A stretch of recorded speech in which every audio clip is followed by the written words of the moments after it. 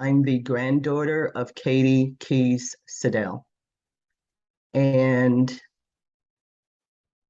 I've known her all my life, and we were very close because we only lived a mile away from her. And once, after she had the heart attack, we would actually take turns staying with her. So I also lived with her for quite a bit as well, since we were only a mile away. So it was a point of, with looking out for her. And also, we were around her a lot because even though my dad would keep us busy during the summer and also during the school year, she wanted to ensure that. So sometimes we'd be cutting her yard 2 to 3 times a week just for something to do. And it was about 2 acres.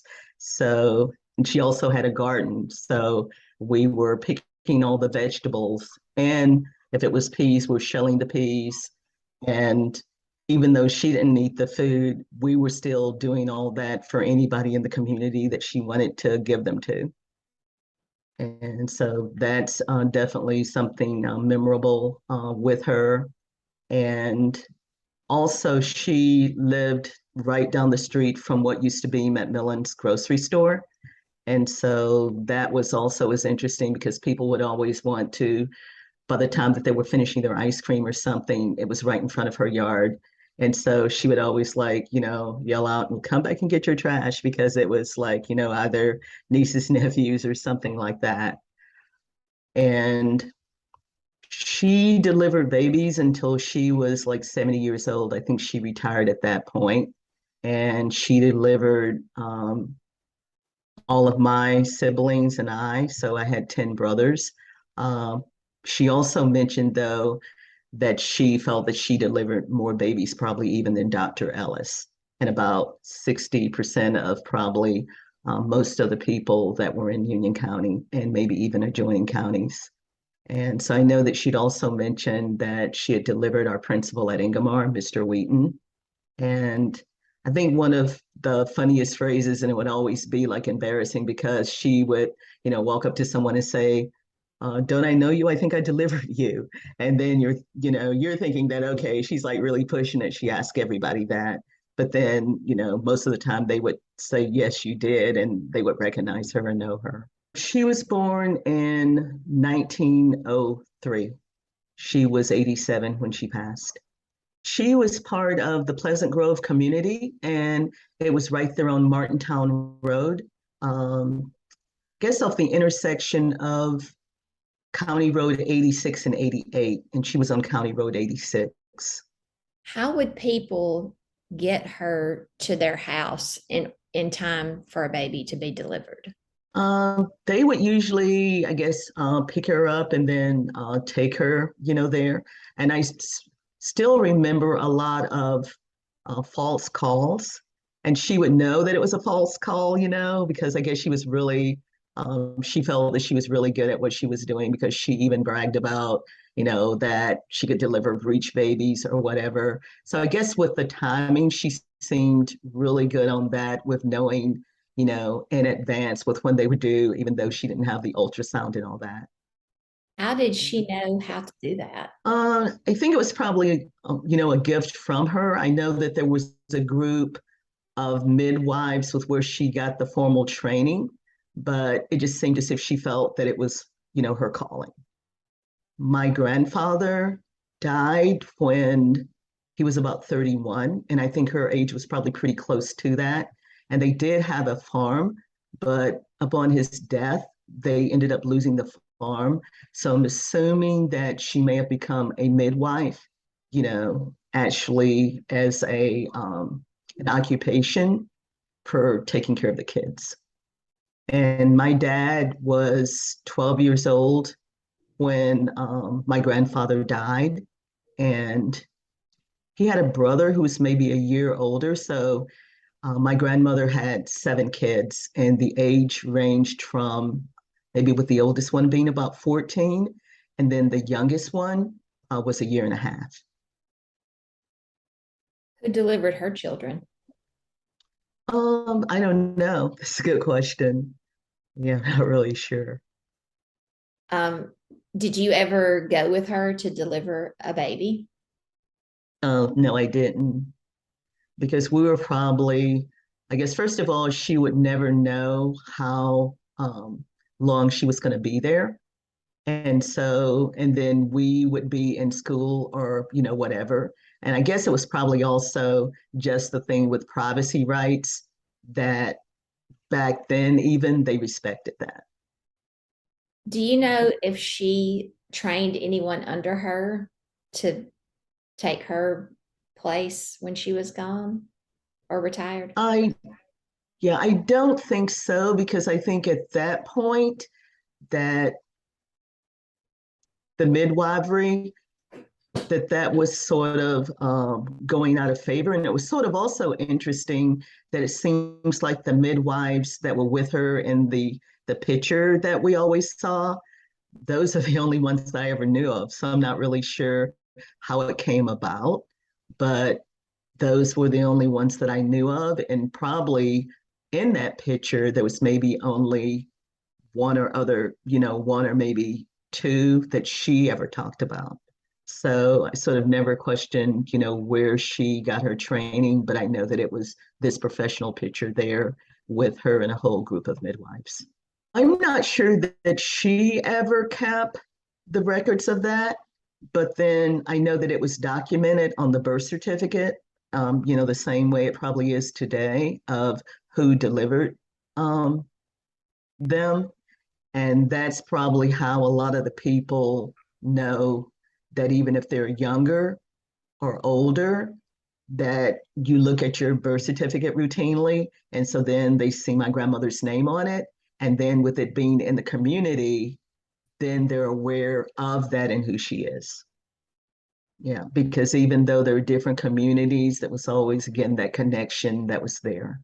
Do you have any memory of her getting a call and her leaving to go deliver a baby and then what she would be like after that?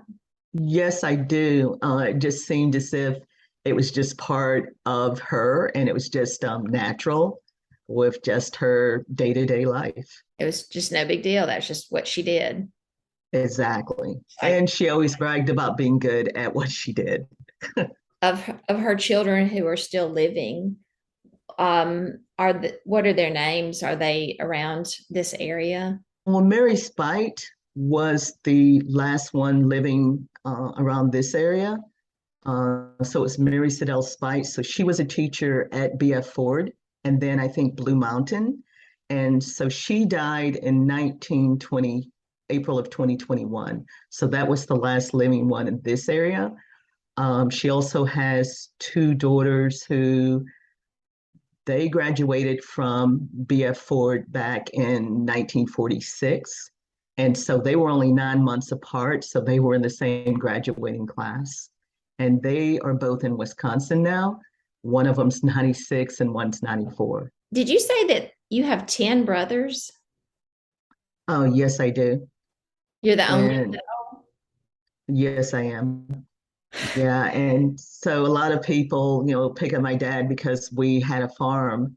And so I guess they were saying that he had so many kids because of the farm, but then because he was also into sports, they were telling him that, he had enough kids for a baseball team. And also with the naming of all of us, with the exception of my oldest brother, who he named after his World War II buddy, um, all of our names have D's in them. So my oldest brother is Quincy, and then there's Wannis, but his middle name is Darrell. Then there's Dury, Donnie, Dwight, Dwayne, Dole. And then there's me. My middle name is Demetrius and Dexter and then Douglas, but his first name is Felix, so people may know him by Felix. And then there's Dennis. Did your dad play sports? I think he probably would have played them at a higher level, except that once he graduated from high school, which was 1942. It was right in the middle of World War II. And so what's interesting with that is that I forget how many people were in the class, but I just saw that picture recently. But then if you look at the class of 1946, which has my 96-year-old and the 94, she'll be 95 in June. If you look at that picture, it's only girls that are in the class. But then it also, I guess, just shows the emphasis that my grandmother put on education because they lived out in the county, but then they all graduated from high school. And as a matter of fact, I was talking to my brother who's 10 years older. He actually went to the Mitchell School from grades 1 through 6. And then he switched to the Union County Training Center. So that was an integral part of the Pleasant Grove community. The school was called Mitchell. Yeah, I think the community was Mitchell Switch.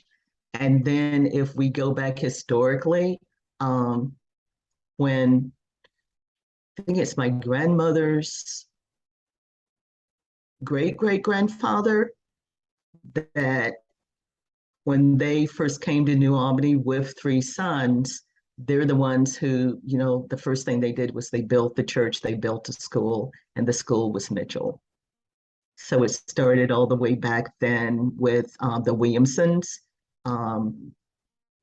that it was there, from the beginning. I guess they started out with where they may have gotten an acre of land as sharecroppers, but then eventually they bought as much land as possible and did a lot of farming. So that was Miss Ludy Williamson's father, Uncle Frank. And then Uncle Tom was Miss Mary Beasley's father. And my grandmother's, Katie Siddell, her mother died when she was only 7, and her father died when she was only 5.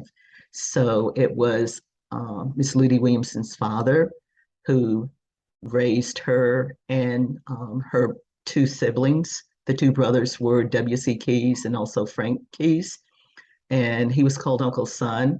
But he died, I think, maybe when I was a baby or before I was born. So I'm more familiar with, obviously, Reverend W.C. Keyes, and then also like with the relationship that my grandmother had with all of her uncles, because they lived probably, until I was maybe in my 20s or 30s. So I knew them very well. Is the church or school still there? The school is not. I remember us building a new church, and it's like maybe very close proximity to the old one. So I do remember our old church, just Pleasant Grove. And there's also history on that because with me coming back to homecomings or revivals, I think it was back in 2018, they were celebrating like the 133rd year anniversary. So that's how long the church had been in existence. At our church were the yearly revivals. And so they would go for a week, and it would always be the second week of August. And so again, it was one of Uncle Frank and Uncle Tom's brother. He was Uncle George, but he was already dead. But his wife, Aunt Della, she lived to be like about 105 years old. So she had maybe 3 or 4 sons who were all ministers.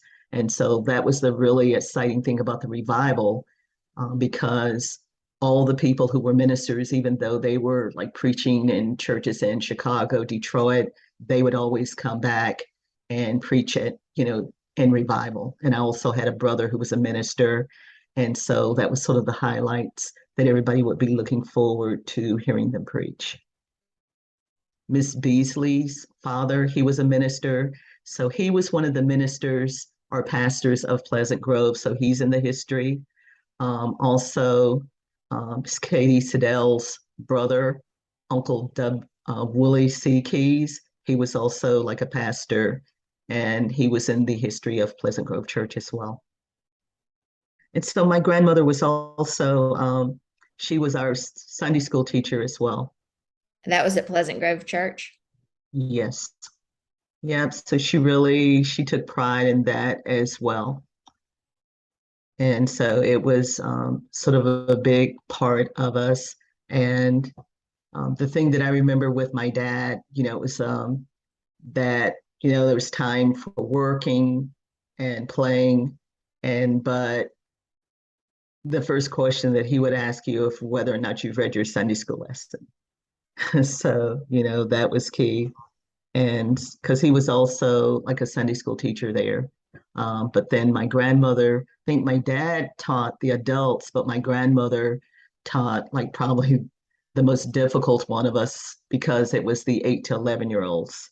But she like, was a real disciplinarian. And so she kept us in line. So we knew not to act up with her. And that was the thing with her, with only living a mile away. Um, Even though my dad kept us busy, and that because my grandfather had died, at 31, and I think she was about 30. So there was always work to do at her house. So, she would call us like as early as possible with mowing the lawn. You do that like a couple of times a week just to keep you busy, cutting her hedges, picking all the vegetables in her garden and shelling peas. And obviously she didn't eat all the food, but it was anybody that wanted food in the community, then, it was there for them. What did And she also loved her flower garden and all that. what did people in your community call your grandmother? Um, Actually, we call her Big Mama, and then a lot of people called her Aunt Kate, Cousin Kate. But I think a lot of people,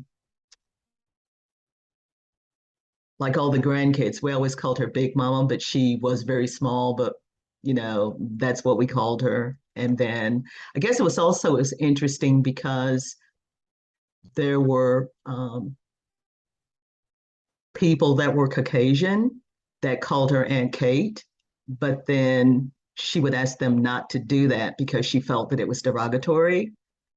And so, but they were doing it out of respect, but she explained to them that it wasn't respectful. And that, either like her favorite thing was that if you can't call me Mrs., Katie Siddell, just call me Katie May. And she didn't like to be called Kate either, because some people would try to cut it short. And, I guess it reminded her of a horse.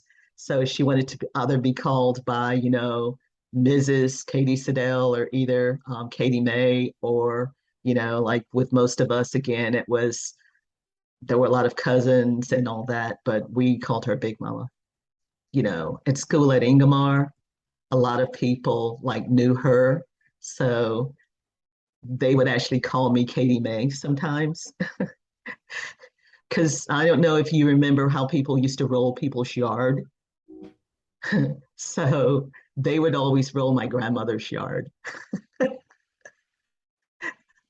And of course, it like annoyed her somewhat, but I guess she got used to it. And um, she also didn't want me to play basketball, but eventually I guess it sort of caught on and she warmed up to it because after the games, we would, sometimes be like, coming back to the house and we would hear the radio on. So we didn't even have to tell her about the game. So as soon as we, walked in, she's like, y'all really played hard. You nearly got beat tonight. So she eventually even came around with the basketball. Where's your grandmother been? She's buried at the Pleasant Grove Cemetery. Thank you so much. And thank you. Have a great day. You too. Bye bye.